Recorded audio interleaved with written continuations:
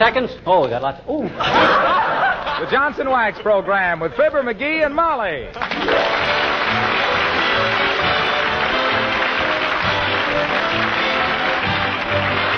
The makers of Johnson's Wax for home and industry present Fibber, McGee, and Molly, written by Don Quinn and Phil Leslie, with music by the King's Men and Billy Mills Orchestra.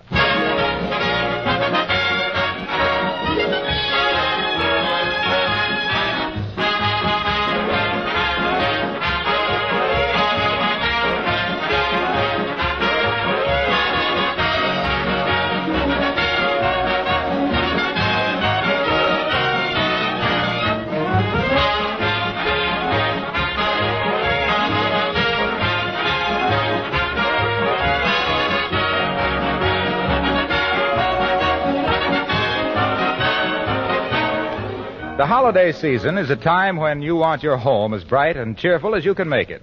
It's a time that proves, as much as any other, the value of protective wax housekeeping.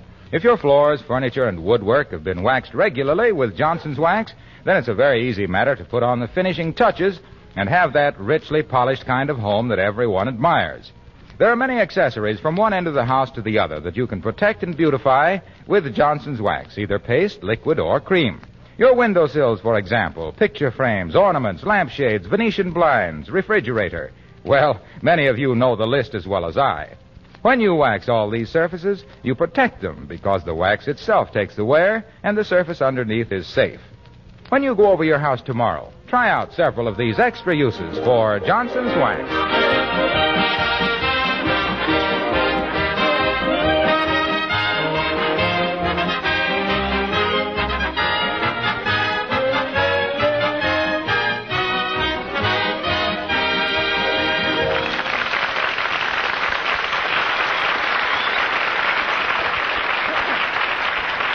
3 of the most curious things in the world are the gyroscope, the pyramids, and the Squire of 79 Wistful Vista.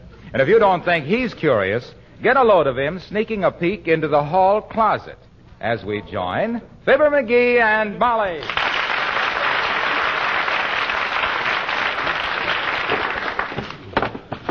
Boy, oh boy, oh boy, oh boy.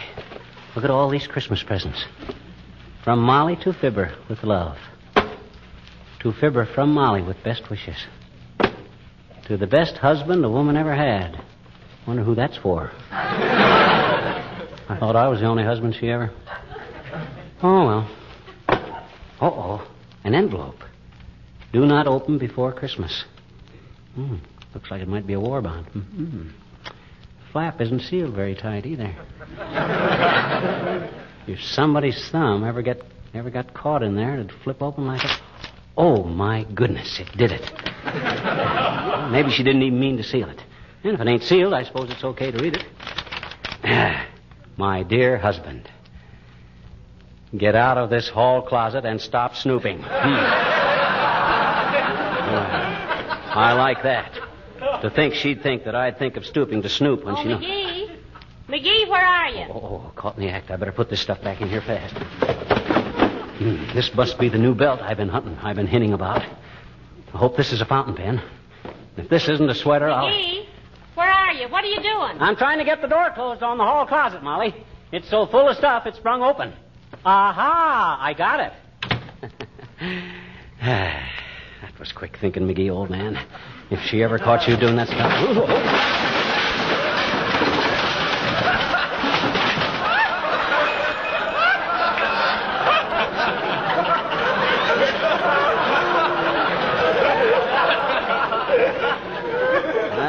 Read it. I got to straighten out that closet right after Christmas. McGee, what goes on here? I told you to stay away from that hall closet. You're much too snoopy. Why, Molly, do you mean to stand there in one of the best-looking house dresses I ever saw and accuse your own husband by marriage of snooping? Dearie, you can pump up more phony indignation than Donald Duck. Now get all that stuff put back in the closet. No, you better let me do it. Something in there you don't want me to see, baby? Well, if there was and I didn't and you already had, what's the difference? I didn't unwrap a thing. I never even shook anything. Only thing that even aroused my curiosity is that big white package with the blue ribbon on it. I don't remember any big white package with any blue ribbon. McGee, stop peering over my shoulder. Go read the paper. Okay, but gee whiz. Oh, hello, Alice. Hello, Mrs. McGee. Hiya, Mr. McGee. Hi, Alice. Hey, what'd you do to your hair? Well, she's just wearing it differently, McGee.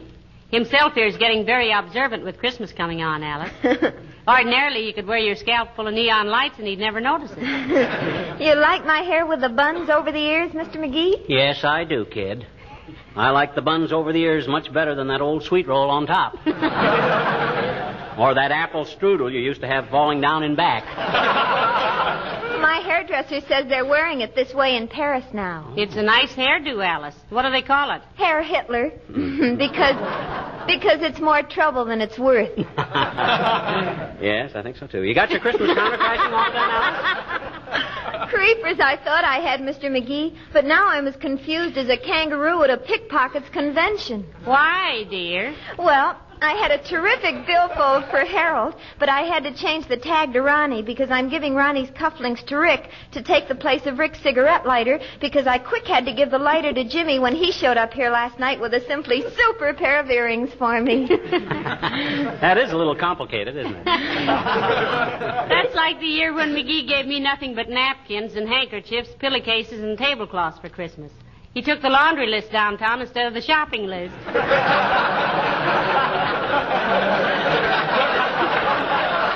Well, gee whiz. Alice, we're not doing very much for Christmas this year. The Treasury Department had beat Santa Claus down the chimney.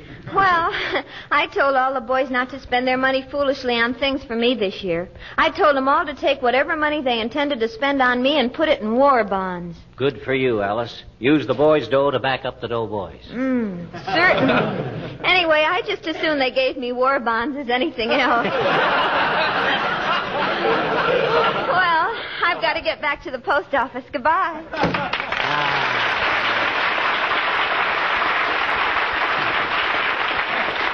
There's a girl who has her heart in the right place. On her sleeve. I don't know. She's a lot like I was when I was a girl, McGee. Except that she has 20 boyfriends and I just had you. Yeah, well, that wasn't because you were unpopular, Snooky. That was because there was an ugly rumor around Peoria that McGee had put a bear trap in Molly Driscoll's porch swing. That was more than a rumor, sweetheart. For 15 years after that, my father never sat down without first slapping the chair with his cane. Now, listen, go away while I get this stuff back in the closet. How about that white package with the blue ribbon on it? McGee, I swear I know absolutely nothing about that. You wouldn't kid me, would you? After all, when mysterious packages are hid away in the closet... Heavenly days, what was that? My belt. It busted. Remember how I've been telling you my belt was on its last legs? Well, it's a funny place to wear a belt. But I do remember your mentioning it several times. Looked awful, too. Supposed to have been genuine calf, but I'll bet a cookie its mother was a paper mill. Doggone it, my last belt, too. Oh, well, I can wear a necktie around my waist till I can get downtown and buy a new one. All right, dearie, all right. You win. Here, open this package. Why, this is a Christmas package. Gee, I shouldn't open this till Christmas. Open it. Well, okay. Well, what do you know? A new belt. Sure. Well, I'll be a monkey's uncle if this isn't a coincidence. Remember me to your nephew. Gee. With my initials on the buckle. Oh, this is a beauty, Molly. Thanks ever so much. Don't mention it, and Merry Christmas. First installment. My gosh, this is really unexpected. Well, it shouldn't be. The way you've been talking about a new belt the past few weeks, you should have taken out a hinting license. Here, throw this old one away, will you? All right, I'll put it in... Why, this is strange. Huh? Looks like it had been cut halfway through. Oh, well, I've had a very sharp appetite lately, and my waist... Come in. Hello, Molly. Hello, Gary. Hello, Dr. Gamble. Hi, you big front man for the Stork Club. Why call me Gary? You finally agree with me that I look like Cooper? No, that's just my abbreviation for garrulous. Why, Dr. McGee is not garrulous. I should say not. I haven't been out with a girl since I married Molly. Yes. Yes, I know. You two are the living exhibit A for the scientific theory of the attraction of opposites. Molly is so good-looking and sweet and quiet. And I'm? Yes, indeed, in spades. Say, what's all this Christmas stuff around here? You been unwrapping a present, McGee? Well, he just broke his belt, Doctor. And as long as I was giving him one for Christmas, I thought he might as well have it now. Beauty, ain't it, Doc? Real pigskin. I shall not descend to any of the obvious retorts, my boy. It is a very handsome hunk of haberdashery. But aren't you a little ashamed of accepting your gifts now? According to my calendar, it's several days until Christmas. Well, I was just trying to keep up his spirits and his pants for the next week, Doctor. What do you use for a calendar, Doc? Cut a notch in a patient for each day of the week? No, I just glance in the mirror. If I seem to have aged 10 years, I know another day has crept by. You know, you ought to go away for a good long rest, Doctor. Someplace where you can't get near a telephone, like any drugstore. Don't think I wouldn't love it, my dear, but I've got to stick around for the Christmas rush. What Christmas rush? You running a black market in pink pills? No, but us Cowtown pasteurs expect certain seasonal phenomena about this time of year. Like kids swallowing Christmas tree ornaments. Selfish little animals that they are, and ornaments so hard to get. And then, too, digital callosity is almost an annual epidemic. Heavenly days, what on earth is digital callosity? Calluses on the fingers. From people rubbing them over greeting cards to see if they're really engraved. Well, it's nice to have you drop in, Doctor. Particularly without McGee starting an argument with you. No, just a darn minute. Whom starts all the arguing with whom? Doc always starts them, not me. Oh, now, don't give us that, little Sir Decibel. You're as bad-tempered as a dime store jackknife, and you know it. I don't know any such a dirty thing. Just because you always start snarling at me with your big fat teeth don't mean I got a bad temper. Why, you peripatetic little biological aberration. You have the neurological reactions of a schizophrenic troglodyte. King's X. What do you mean, King's X? Doc don't play fair. I don't know what he's talking about. Well, I'll call it off till I look up some one-syllable words, McGee. Anyway, I got to get back to my office. It's probably full of expectant fathers. Expectant fathers? Yes, they expect me to tell them beforehand whether to have the nursery decorated in pink or blue. What do you tell them, Doc? I give them an evasive answer. I tell them to go fry a pig. Well, Merry Christmas, folks. Thank you, Doctor. Same to you. And a Happy New Year, Doc.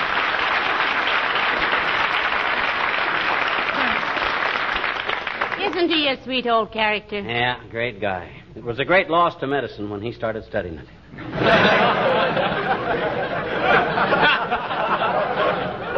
What a patient he'd have been. Say, I wonder if it was he who sent us the big white package with the blue ribbon on it. Are you kidding? You don't have to play coy with me, Tootsie. I wasn't born yesterday. Well, you might as well have been. You're so changeable. Now, if you'll, McGee, if you'll go away someplace while I straighten up this closet. I'll run over to Kramer's drugstore. I got to buy a new fountain pen. Oh, no, McGee. Don't do that. Huh? Why not? Well, I was... Well, why do you need a new fountain pen just this minute? Can't you use your old one? My old one? I only got one. Well, I meant... Well, what's the matter with it? Well, the point is pigeon-toed.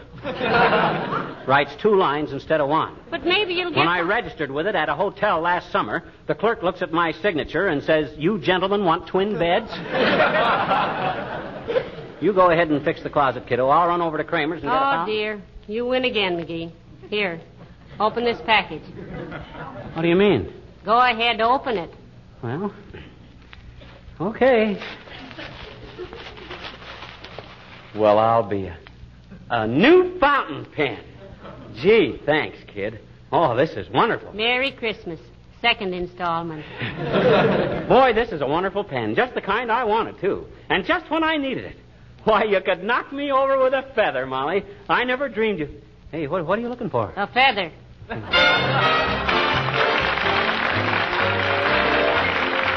Billy Mills and the orchestra and Jingle Bells.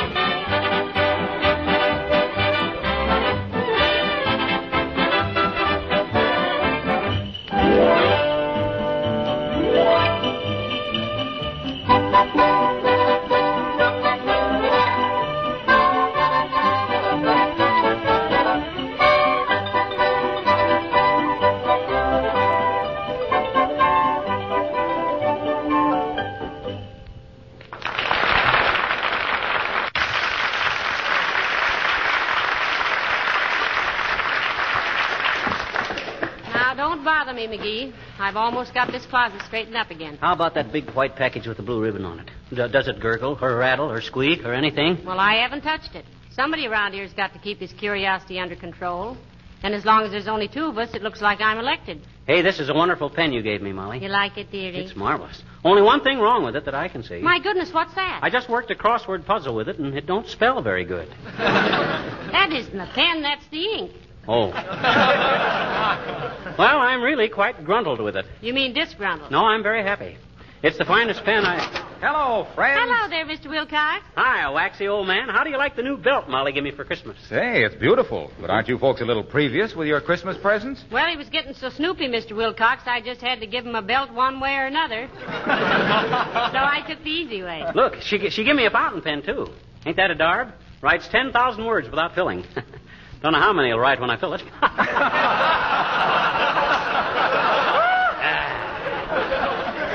Don't you get it, kids? I says it right. Ain't funny, McGee.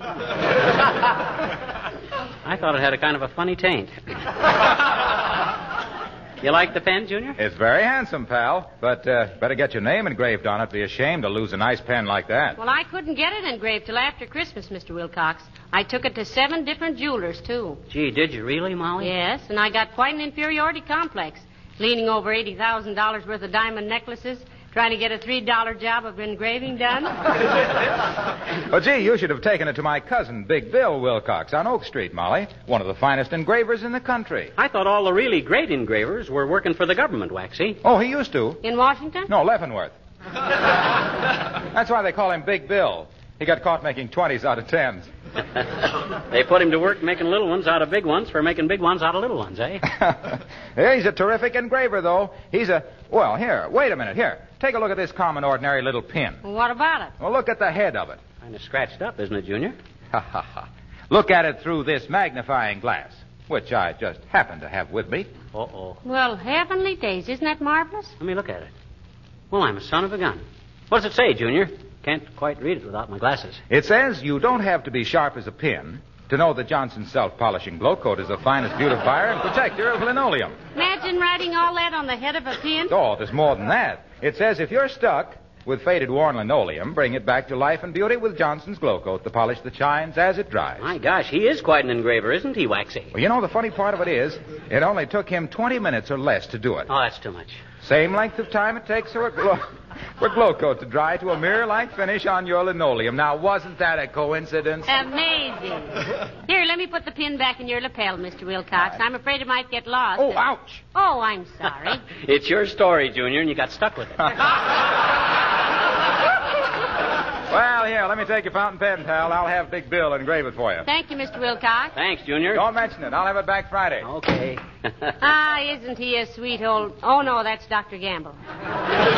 Look, Molly, no kidding. That big white package with the blue ribbon on it. Is that for me? I tell you, I don't know a thing about it, McGee. Cross your heart? Cross my heart. Well, my gosh, somebody must have... Hey, maybe Beulah put it there. Oh, Beulah. Hey, Beulah. You call me Miss McGee?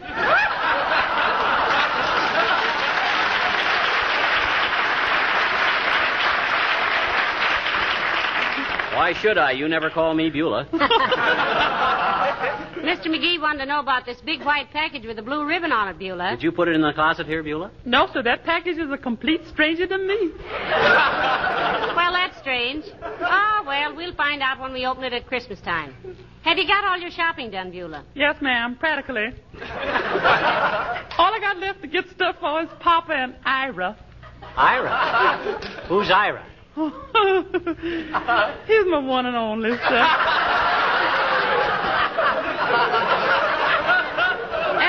At least he's one of the few and far between. Ira, he's the FBI man. Oh, heavenly days. Federal Bureau of Investigation? No, ma'am. Friendly but ignorant. What does he do, Beulah? He's the insurance man, sir. Mm-hmm. Yeah, he specializes in life insurance with double indignity. Indemnity. Yes, only he may have to give it up on account of a greeting card he got this morning. On account of a greeting card? Yes, sir. You say, from the President of the United States, greeting. What's his present status, Beulah? 5'9.5" in his socks, Sam. No. No, how's he classified now? I classify him as ready and willing, sir. So he's suffering with flat feet and astigmatism. Tism. Oh, yes, 'tis, ma'am. He's so short-sighted he don't know his best friend across a taffy pull. Well, they don't pull taffy in the Army anyway, Beulah. He'll be okay if he can see well enough to pull a sergeant's leg. Yes, that's what I mean.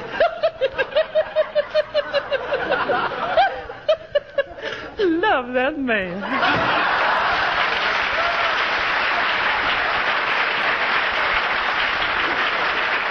Hey, Molly, I think we ought to open up that package. I think it must have been delivered by mistake. Well, it might have been at that, McGee. There's no tag on it or anything. You think we ought to? Well, I don't Yes, know. I think we ought to. One side, baby. I'll soon solve this mystery. Well, if you really... Heavenly days, it's a beautiful negligee. Oh, my gosh. What's the matter? Oh, gee whiz. Oh, my. That was my present for you, baby. I bought it a month ago and forgot all about it. If I ain't the dumbest bunny now, that ever... McGee, I think it's lovely and just what I wanted. It's the most... Oh, now, Hoon. Come in. Hi, mister. We're all ready. Ready? Who's all ready for what? Kenny and Johnny and Buddy and Reddy and me. Huh? We're all ready to sing. Come on in, kids. Hello. Well, folks, 3 years ago, Ken Darby of our King's Men wrote for our Christmas show an original musical setting for the poem, "'Twas the Night Before Christmas." Everyone seemed to like it so well that we've been asked to do it every Christmas since. And we're glad to do it again tonight. Okay, Mr. McGee. Go on. Sit down now. Okay. You and Miss McGee sit in a circle. You sit at the piano, Kenny. Ready, everybody? A 1 and a 2 and a 3.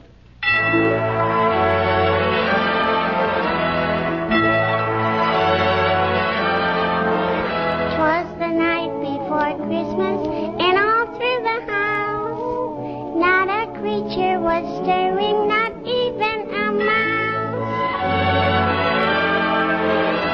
The stockings were hung by the chimney with care, in hope that Saint Nicholas soon would be there. The children were nestled all snug in their wee little bed, while visions of sugar plums dance in their wee little heads. Mama in her kerchief and I in my cap had just settled down for a long winter's nap.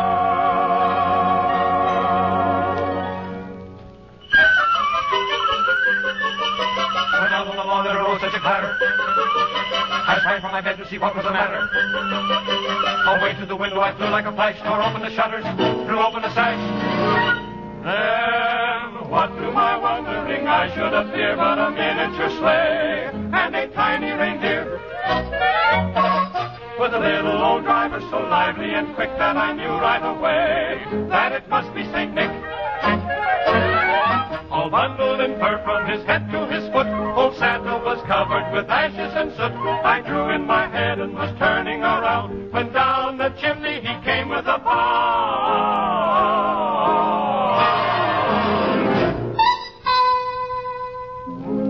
His eyes, how they twinkled.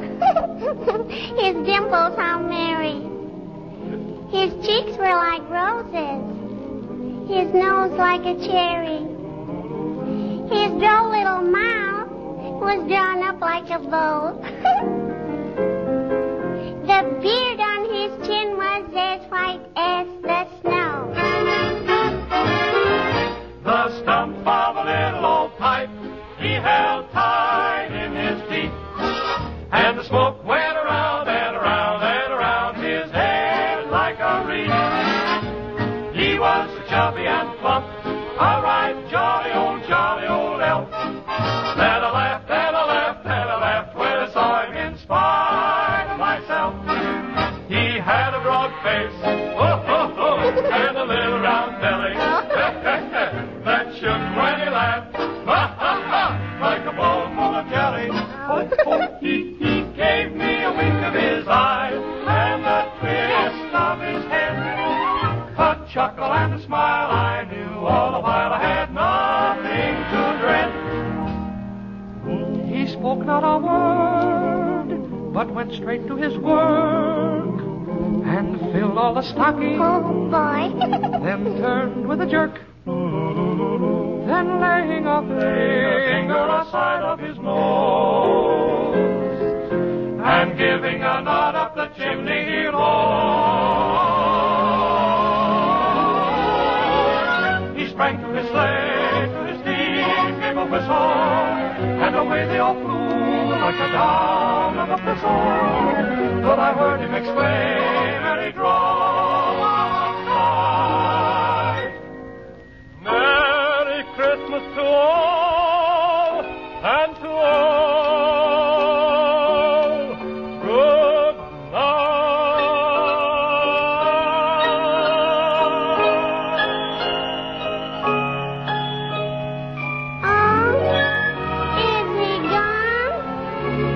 good night after Christmas and all through the house.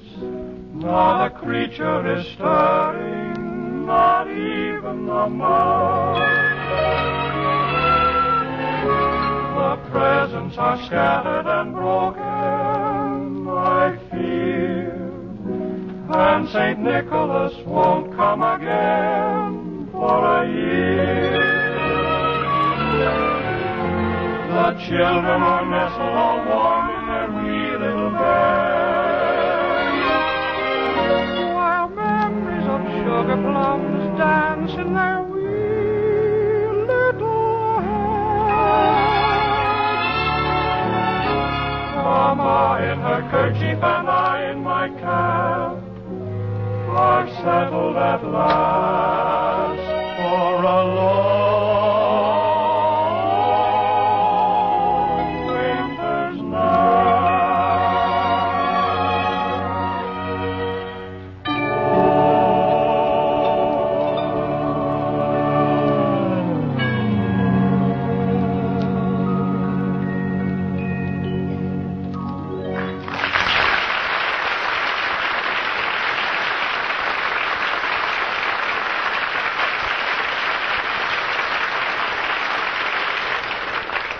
Ladies and gentlemen, 2,000 years ago, a star shone over Bethlehem to light the way to peace and goodwill on earth. Tonight, that star is reflected in the windows of millions of your homes. So our Christmas wish to all of you is that the men and women who have gone out to fulfill the promise of that symbol may soon return. Mission accomplished. Good night. Good night, all.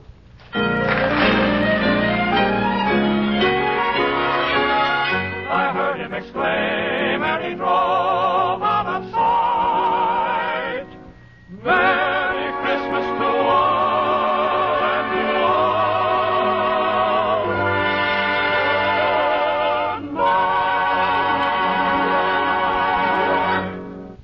all. This is the National Broadcasting Company.